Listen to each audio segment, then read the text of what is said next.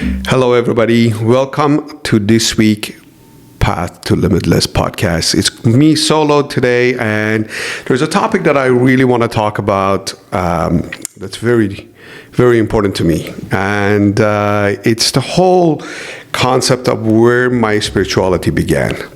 And I want to open up my childhood and tell you the story of where it started and how did I become super spiritual, where did I lose it, why did I lose it, and now that I'm back in alignment with the source, it's a whole different feeling and it's been a blessing.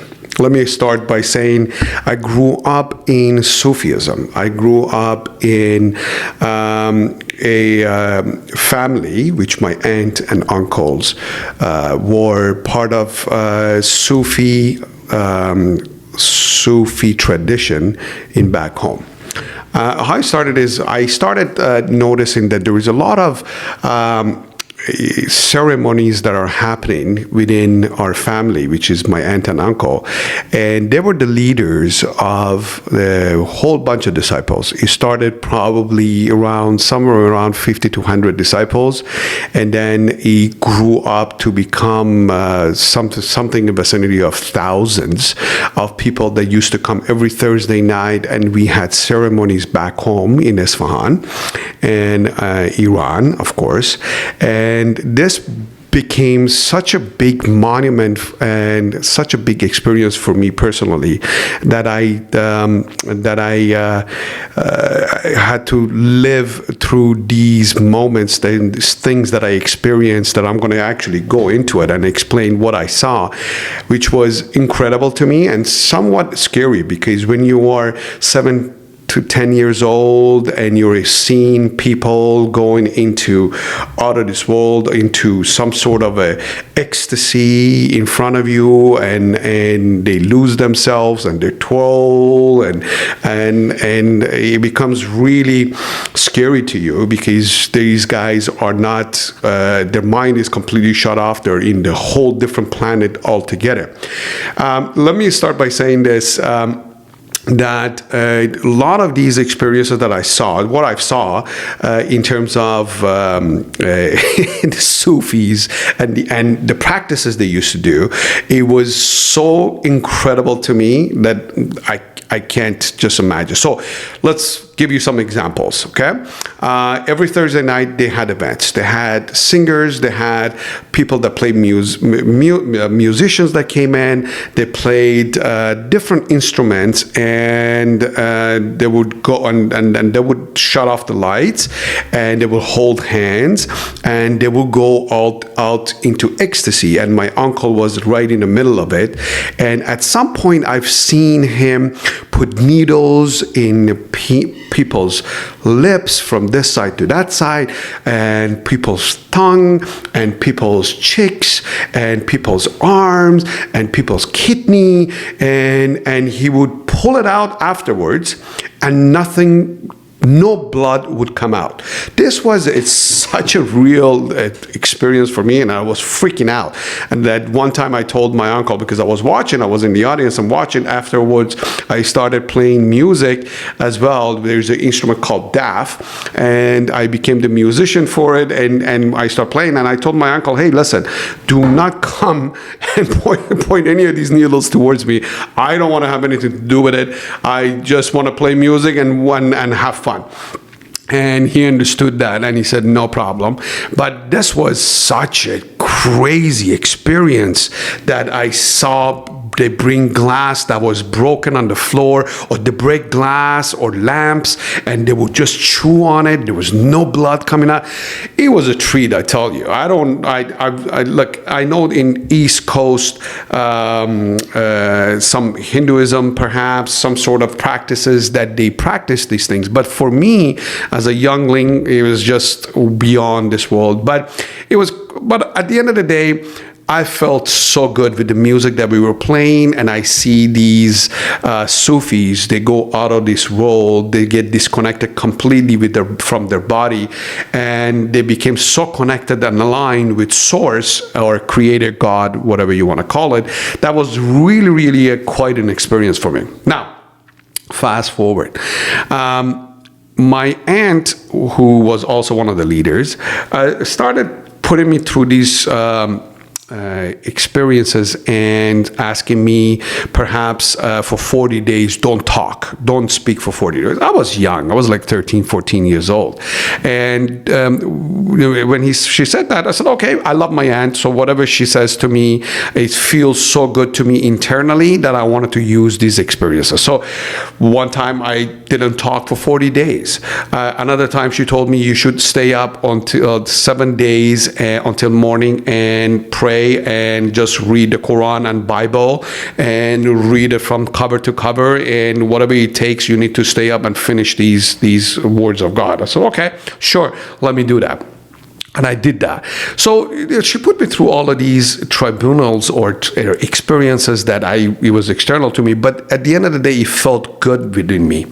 And I remember one time when I was like 15 years old, she told me, you need to quiet your brain and you need to inhale and exhale with this specific word that I'm going to give you. And you need to concentrate on this word and do it as much as you can. So I love my aunt. I'll do what you say, 100%. So there was a word that I exercised, the deep inhaling and deep exhaling, and I was concentrating on this word, which I later on I gave Paige the same word when we met. I said maybe you should exercise this. I didn't know that's called meditation. All I knew is I love my aunt. I love what you're saying. This feeling feels good to me of exercise.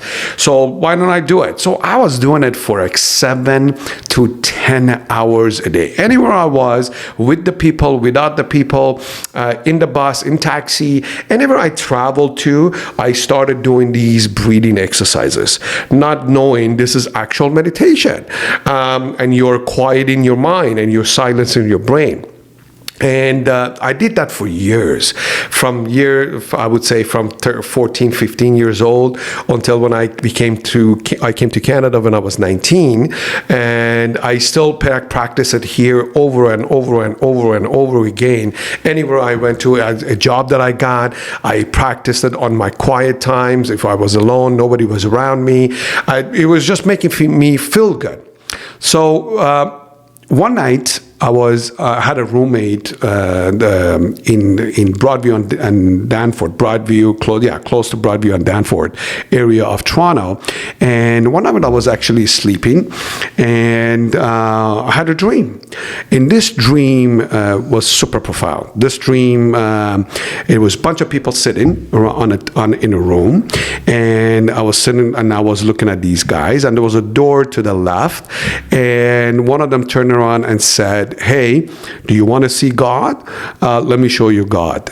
The door opened up on the right side. There was a bright light, fluorescent light, like really bright light that came through this door. And in my mind, I started freaking out that, oh my God, this is God. What am I going to do? I'm going to die just now. A thought went through my head saying, you're going to die just now. And that's it. You're the end of the story, your story. And I could feel that in my body when I was lying down on the bed, and I was still shaking the same way. And it was a fear, pretty much, of seeing this bright light hitting, coming to my that I was experiencing. So, and then another thought went past my brain, and the second thought was really quick. Said, "Okay, look, if I die, I'm from God, I'm from Him, I'm Source, so I'm gonna go back to Him. What's the issue?" So it did right away.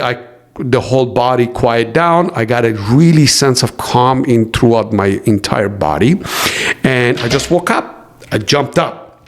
I said, what the hell was that? Anyways, that was that night, and I couldn't make the head or tails out of this. I don't want to go through a lot of details, but I want to give you this experience because this was so profound for me, and it started the whole spirituality. And for me to go down the rabbit hole to understand who are we, why are we here, what is our purpose, who's God, what is God, and a lot of questions came to my head. So the next night, night with this friend of mine that we rented an apartment, as I said. There was a bar across the street, and I had such a big urge, and I couldn't stand still. There was something telling me that I need to go to this bar and have a drink, have a beer. And I was like really, like it was this emotion and this urgency within me to go across the street that wasn't mine. And I kept pushing my friend. I said, let's go. And so let's go have a beer. So we did. We went. I sat by the bar.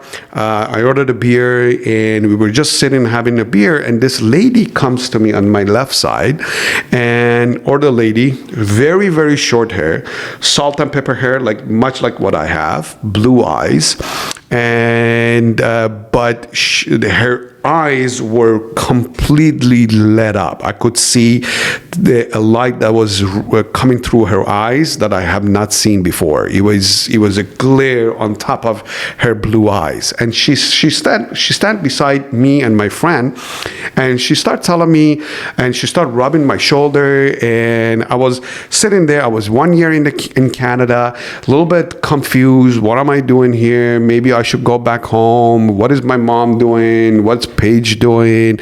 I want to be with my fiance because I proposed at that time, and maybe I'm in the wrong spot. Maybe I should go back. I was having these thoughts, and this lady was standing beside me and fiddling with my hand and hair, and I don't know why she was doing that. And then all of a sudden she goes to me, "There is nothing wrong there." And I turned around, I said, "There's nothing wrong where?" She goes, "There is nothing wrong with your mom or your girlfriend or your fiance. Leave them alone." I had goosebumps from back of my neck until the bottom of my feet started being electrified. And I said, "What do you mean there is nothing wrong? I'm not talking to you. How can you say that to me? What is it that you're talking about?" She goes, I understand what you're saying. I hear you. I said, "You hear me?" I said, "I don't understand that at all either." I gotta give you a little bit context of what happened next. I read a book years ago by a gentleman named Carlos Castaneda. Carlos Castaneda, he was a Mexican American, and he went to Mexico to follow the ritual of shamanism, inaguals, and those indigenous people that practice spirituality. I read these few books back when, as soon as I came to Canada, somebody handed it to me and I started reading it. It was really fascinating, and I was imagining what his life was about and how he was going through his life experience and so on and so forth. And in this books, the way that he was mentioning the experience he was having with Don Juan, he was the leader and he was a spiritual master, and he used to call him inaugural, and the experiences he was having, and what he was trying to teach Carlos Castaneda, was that you could be in this world. We are not of this world, but I can teach you how you can get out of this room that everybody has boxed themselves into.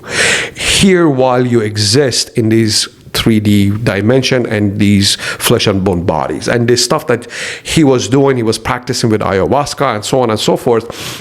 It was really fascinating to me. So, and I turned around and I said to her, she read my mind a couple of more times about what I was thinking, and it just freaked me out so much. And I said, "Hey, wait a second. Are you an inaugural, or are you somebody that was going through that path?" I just throw it out there. I don't know where that came from. And she started laughing. She said, "Yes." So listen, guys, for about 3 to 3.5 hours, I was having conversation. My friend got tired and went to our room. She sat beside me, and me and her, we had conversations that I didn't say a single word out loud. I was thinking in my head, and she would answer me out loud. I asked a lot of questions that a 19-year-old can think of. Today, perhaps if I met her again, I would have a lot more deeper and more meaningful question. But at that time, for a 19-year-old, limited experiences, the question that I asked were pretty much a lot of basic questions. I asked her about Jesus. I asked her about Muhammad. I asked her about prophets that were existing, or were they real thousands of years ago? And did they come to teach us all these experiences, or all the ways for everybody to find themselves and align themselves with Source, God, whatever you want to call it? And she kept on saying, yes, they were all real. Yes, Jesus was absolutely real. Muhammad was real. All of these guys came and taught these lessons for us to grasp and understand who we truly are. I asked a lot of questions. I asked about Paige. I asked if she's a spiritual, and she goes, oof, lots. And it was quite an experience. She came actually to our room. She was with two other gentlemen that they came and said hello, and she felt safe after a while. I invited her. I said, would you like to come up and sit down and have more conversation? She agreed. She came to our room. My friend, my roommate, had absolutely no idea. He went to bed completely. And we sat on the couch. We didn't have a couch. We found two couches on the street, and we brought it over.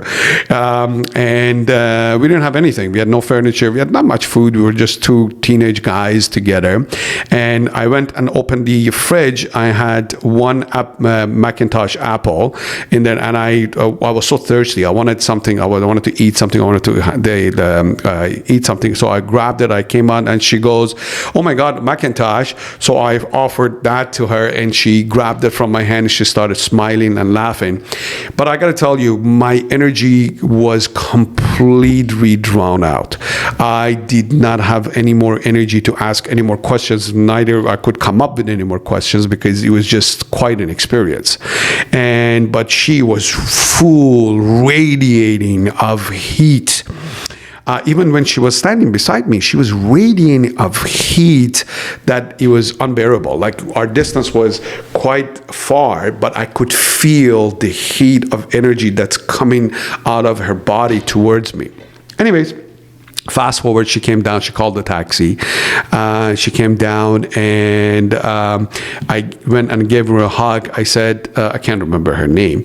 I said, listen, if you ask me to leave right now and come with you, I'm going to do so. She smiled, and she said, no, it's not time. And she got into the taxi, and she left. But today, I'm still telling you the story. I'm still getting goosebumps. I don't know if you are, but I am.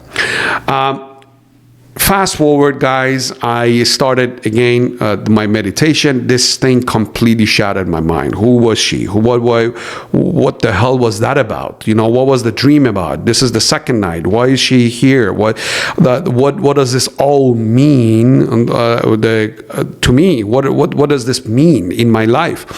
So I started really going crazy. What the hell does this mean?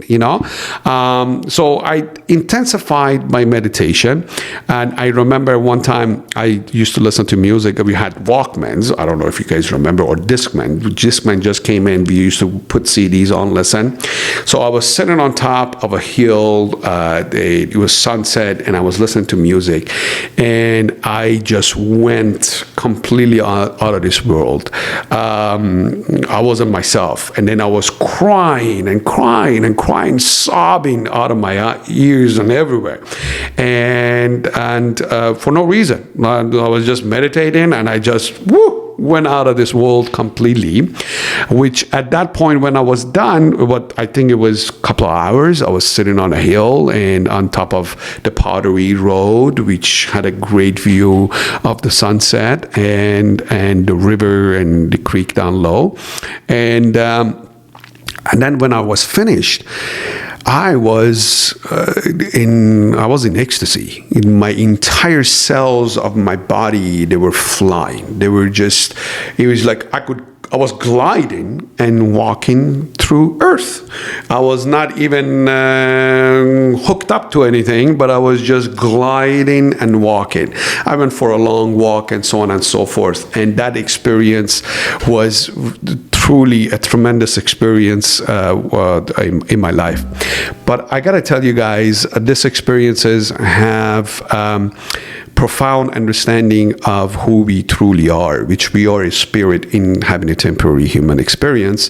Fast forward to few years ago, which Paige and I, we truly started meditating and doing things consciously and living consciously. And for a while, I lost it, and those 3D world challenges and problems gets you, and you lose your mind, you lose your connection to source. Having a connection to source, having a connection to God, it's not something that it's like a graduation. You got your diploma and you're done and you're finished. You have to work on it. You have to work on it constantly, and you have to work on yourself to remove the resistances that you create in life for yourself in order for you to connect to the source. Source energy, source creators, God, Allah, Nancy, it doesn't matter what you really call it. And we all come from it. If you understand that, then you understand what I'm saying. These experiences has allowed me, and especially with Paige, now consciously develop our mental barriers, break them down, develop our consciousness, and making sure that we live in a higher realm of frequencies and vibration, which is love, which is the ultimate vibration you can have.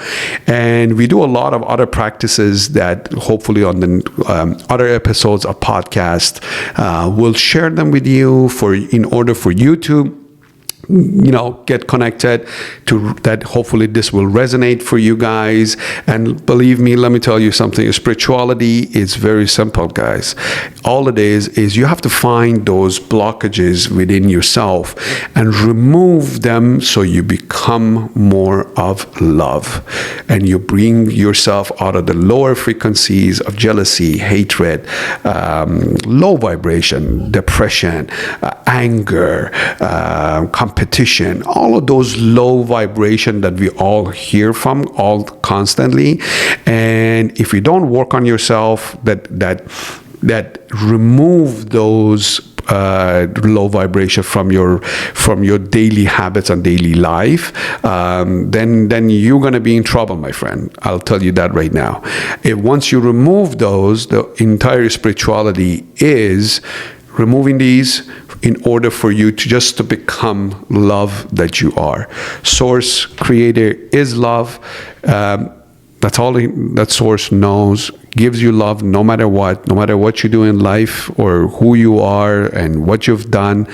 All you receive from source is love. Okay?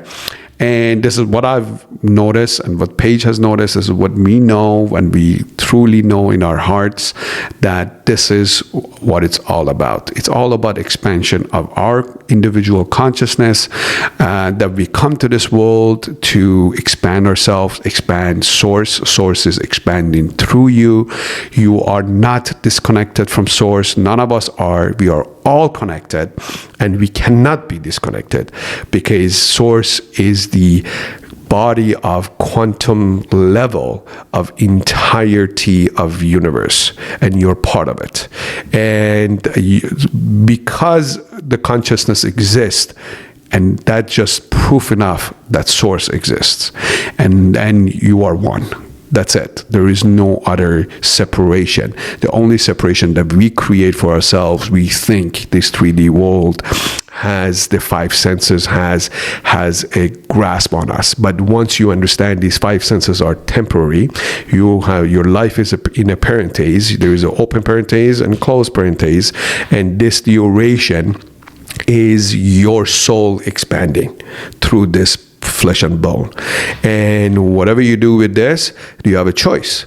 You can come out of love and compassion, or you can come all the low vibration that we just talked about. It is a choice that you have. I choose to come out of the highest compassion and love that equals source, which we all are. Okay. Hope this episode shed light on why Paige and I, we are becoming more and more in tune with spirituality, and we are all. It's just the connection has been rusty and rotted for most people in this planet. 8.3 billion of us live here. Perhaps there is about 3-4 million that has awakened truly of understanding the consciousness. There will be more because the technology has allowed a lot of podcasters, a lot of spiritual leaders to put these words out there in order for everybody to get elevated. And if this elevates one person consciousness and resonates with them, I've done my job. I don't have to do any job. You're already connected to source, and you just have to get rid of those blockages in your pipes, let's say. And once you get all the erosions out, then you're just going to be connected to the universe, infinite intelligence that we all have access to. And your life becomes much simpler and easier to live, and you understand your purpose, why we are here, and what is it all about. And I wish nothing but that for everyone. Have a wonderful day.